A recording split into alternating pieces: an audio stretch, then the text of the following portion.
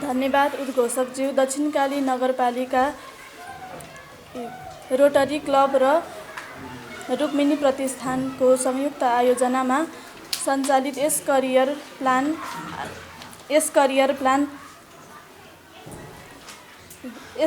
Plan कार्यक्रमका सभापतिज्यू, प्रमुख अतिथिज्यूहरू, विशेष अतिथिज्यू, प्रशिक्षक अतिथिज्यू, कार्यक्रम आयोजना गर्ने निर्णायक मण्डल, कार्यक्रम आयोजना गर्ने। मेरो नाम सजिना गोले हो। म श्रीमान राजेन्द्र गोले र श्रीमती सुषमा गोलेकी आज्ञाकारी र इमान्दारी छोरी हुँ। म मकवानपुर जिल्ला इन्द्रसरोवर गाउँपालिका वडा नम्बर 4 को बासिन्दा हुँ र हाल श्री कालीदेवी माध्यमिक विद्यालय कक्षा 9 मा अध्ययन गरिरहेको छु। मेरो करियर विकल्पहरू रहेको छ। मैले मेरो भविष्यमा अपनाउन सक्ने करियरहरूमा नर्स, शिक्षक, किसान, इन्जिनियर र बिजनेसम्यान रहेको छ। मेरो करियर छनौट यी विकल्पहरूमध्ये म शिक्षक बन्न चाहन्छु।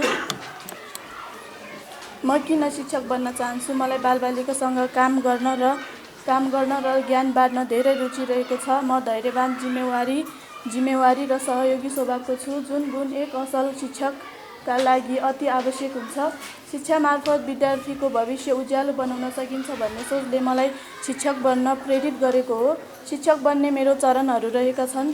चरण 1 मा रहेको छ म कक्षा 10 को एसईमा राम्रो नतिजासहित उत्तीर्ण गर्नेछु। चरण 2 मा रहेको छ म कक्षा 11-12 मा शिक्षा वा सम्बन्धित विषय नेपाली लिएर अध्ययन गर्नेछु। चरण 3 मा रहेको छ स्नातक तह वा सम्बन्धित विषय नेपाली लिएर फेरि मेरो अध्ययनलाई अगाडि बढाउनेछु। चरण 4 मा रहेको छ स्नातक तहपछि शिक्षक सेवा आयोगबाट सञ्चालन हुने शिक्षक अध्यापन अनुमति पत्रका लागि आवेदन दिई परीक्षा उत्तीर्ण गर्नेछु। चरण 5 मा रहेको छ शिक्षक सेवा आयोगको तयारी गरी प्राथमिक निम्न माध्यमिक तहको परीक्षा दिई उत्तीर्ण गर्नेछु। चरण 6 मा रहेको छ विद्यालयमा नियुक्ति भई योग्य शिक्षक बन्नेछु।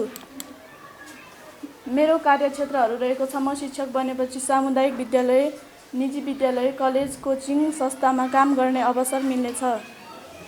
मेरो औसत आम्दानी र आम्दानीका स्रोतहरू रहेका छ। सामुदायिक विद्यालय कार्यरत शिक्षकको प्रारम्भिक मासिक आम्दानी सामान्यतया 32,902 देखि 43,689 सम्म हुन सक्छ। अनुभव, पदोन्नति र तालिमको आधारमा आम्दानी क्रमशः बढ्दै जानेछ। विद्यालय समय बाहेक ट्युसन, कोचिङ तथा होम ट्युसन पढाएर अतिरिक्त आम्दानी गर्न सक्नेछु। यी सबैले मेरो जीवनयापन सहजै धान्नका साथै पेसागत विकासलाई पनि अगाडि बढाउन सहयोग गर्नेछु। मेरो समुदायप्रतिको योगदान रहेको छ म बालबालिकालाई गुणस्तरीय शिक्षा प्रदान गरी अनुशासित, नैतिक र सक्षम नागरिक बनाउन योगदान दिनेछु। अभिभावकहरूलाई पनि शिक्षाको महत्त्वबारे सचेत जानकारी गराउनेछु। मेरो देशप्रतिको योगदान रहेको छ शिक्षित जनशक्ति उत्पादन गरी देशको सामाजिक र आर्थिक विकासमा योगदान पुर्याउनेछु। शिक्षा मार्फत देशलाई दीर्घकालीन रूपमा समृद्ध बनाउने मेरो लक्ष्य हुनेछ।